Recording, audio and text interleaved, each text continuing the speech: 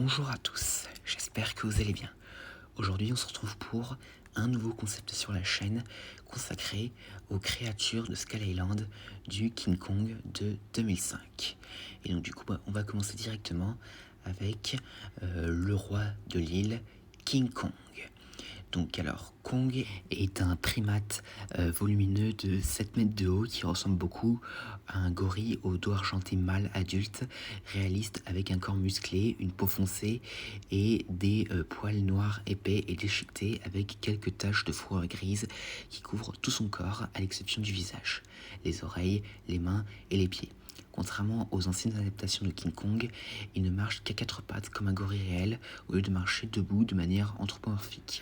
Donc Kong présente une mâchoire cassée et mal alignée, des dents tordues, des feuilles coincées dans ses cheveux ainsi que du sang sec et des croûtes dessus et de cicatrices sur tout son corps, confirmant qu'il a vécu des combats avec la faune de l'île pendant son séjour sur Skull Island, comme tous les gorilles. Donc pour le film de 2005, les cris de Kong ont été faits par Andy Serkis, qui ont ensuite été abaissés pour correspondre à ceux d'un gorille réel, puis adaptés des vocalisations de grands félins, tels que les lions, les tigres et les léopards, les morses, les ours, les chevaux et les éléphants. Lorsqu'il est en colère, on peut entendre Kong émettre des rugissements identiques aux trolls de la série Le Seigneur des Anneaux et aux Predators de la franchise Predator.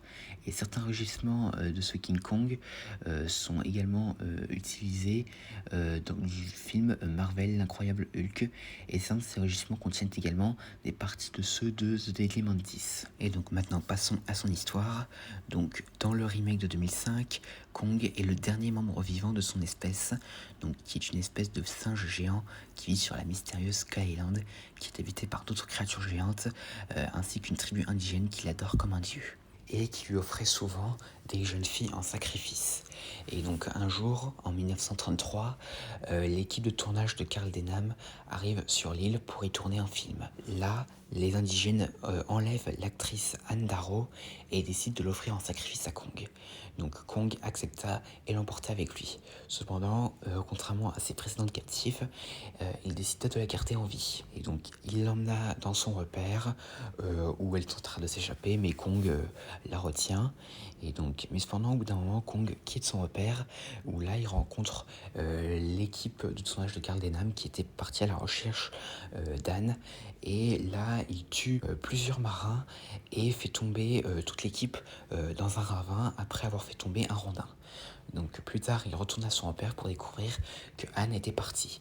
Et en effet, il la trouva confrontée à un Vastatosaurus rex, donc un descendant évolué du tyrannosaure. Donc Kong engagea immédiatement le Virex, qui est bientôt rejoint par deux autres. Et donc Kong réussit à en tuer un en lui écrasant la tête avec un rocher.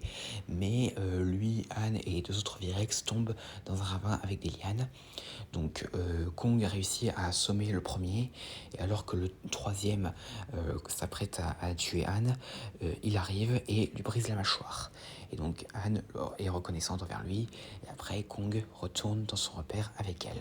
Et alors que le soleil se couche, Anne essaie de lui montrer un peu à quel point le coucher du soleil est magnifique. Et donc cependant, plus tard dans la nuit, Jack Driscoll, qui était un des marins qui avait survécu à l'attaque de Kong, arrive pour sauver Anne, mais Kong se réveille et tente de l'attaquer. Mais cependant, des Therapus mordax arrivent et commencent à attaquer Kong, et donc Anne et Jack en profitent pour s'enfuir. Et donc Kong, en colère, les poursuit, mais finalement, il les poursuit jusqu'aux anciens villages des indigènes, où l'équipe de Carl Denham, qui avait perdu tout ce dont il avait besoin pour faire son film, a décidé de se venger de Kong et de le capturer. Et donc Kong arrive au même moment et il fut paralysé. Et donc après, Carl décide de ne pas le tuer, mais de le ramener à New York pour en faire une attraction, pour ainsi tenter de remplacer son projet de film. Et donc il le ramène à New York, et au bout de quelques jours, il est présenté au grand public sur Broadway. Cependant, lors de la première représentation, Kong est énervé par les appareils photo et par une doublure d'Anne qui n'était pas là, et finalement il s'énerve, s'échappe et sème le chaos dans la ville. Et finalement il finit par retrouver Anne, et donc du coup il réussit à esquiver les militaires, mais finalement, voyant qu'il ne pourrait pas être être plus en sécurité au sol, il décida d'escalader l'Empire State Building, à l'époque la plus haute tour du monde, pour s'y réfugier, en espérant qu'il ne pourra pas être atteint. Et d'ailleurs, sur le bâtiment, il montre un peu son humanité à Anne, en montrant à quel point le lever du soleil, comme sur l'île, est magnifique. Cependant, les militaires reviennent avec cette fois-ci des avions de chasse, et donc Kong se percha tout en haut de l'Empire State Building et commence un combat avec les avions. Cependant, les mitraillettes des avions leur donnent un avantage, et Kong est un petit peu blessé à la poitrine. Et ensuite, après un sévère combat, Anne réussit à faire en sorte que les avions arrêtent de tirer. Mais cependant, cela ne sert à rien, car Kong succombe à ses blessures et tombe à sa mort du haut du bâtiment. Et donc du coup, plusieurs civils viennent pour voir le cadavre de Kong. Et donc Carl s'approche également. Mais cependant, quand les militaires disent que les avions l'ont eu, Carl dit que ce n'est pas le cas et que c'était la belle qui avait tué la bête.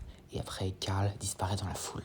Et c'est là que s'arrête l'histoire de Kong dans l'univers du King Kong de Peter Jackson. Et donc pour ce qui est des capacités alors, Kong se révèle être un excellent grimpeur malgré sa taille, car il est capable d'escalader des falaises et des montagnes avec une relative facilité. Donc il est également montré en train d'escalader les bâtiments comme l'Empire State Building. Cependant, contrairement à ses incarnations précédentes, à l'exception du Kong du Monsterverse qui arrivera après, Kong est capable d'utiliser le langage des signes. Ce qui lui permet de communiquer avec Andaro. Donc Kong fait preuve d'un degré incroyable de durabilité, car il peut résister aux morsures des Virex sans aucune blessure apparente durable, et peut même ignorer les tirs d'armes légères de l'équipe du Venture, qui ne servent apparemment qu'à le mettre en colère, même si les mitrailleuses montées sur les biplanes qui l'ont attaqué sur l'Empire State Building lui ont quand même un peu fait mal, et il lui ont fallu un très grand nombre de coups pour finalement l'abattre. Donc Kong est incroyablement développé, car il est capable d'encaisser les attaques des Virex et des mitrailleuses tout en ripostant. Donc il est aussi remarquablement intelligent, donc il peut utiliser des objets environnementaux comme des arbres ou des rochers lors des combats, comme lorsqu'il a utilisé des rochers pour écraser le crâne d'un Virex. Donc Kong a entre 100 et 150 ans, car il a vécu très longtemps sur l'île et conserve donc toujours l'apparence d'un gorille géant à son apogée. Donc Kong a aussi une excellente audition, et il est capable d'entendre les cris de Andaro à 1,5 km, même lorsqu'il a été attaqué par des Virex. Et à part ça, à peu près comme toutes les incarnations de King Kong, il est aussi très fort au combat, a une très grande endurance et est assez rapide et agile. Et donc maintenant, pour ce qui est des anecdotes, bien avec seulement 25 pieds de hauteur, c'est l'incarnation la plus petite de King Kong à ce jour, alors que tous les autres mesurent au moins 50 pieds de haut, sans compter le King Kong de l'Ato et le King Kong du Monsterverse, qui eux sont les plus grands à ce jour. Et donc voilà, c'est tout ce que j'avais à dire concernant le roi de Skull Island de 2005. J'espère que cette vidéo vous aura plu, n'hésitez pas à me dire ça dans les commentaires, et à la prochaine.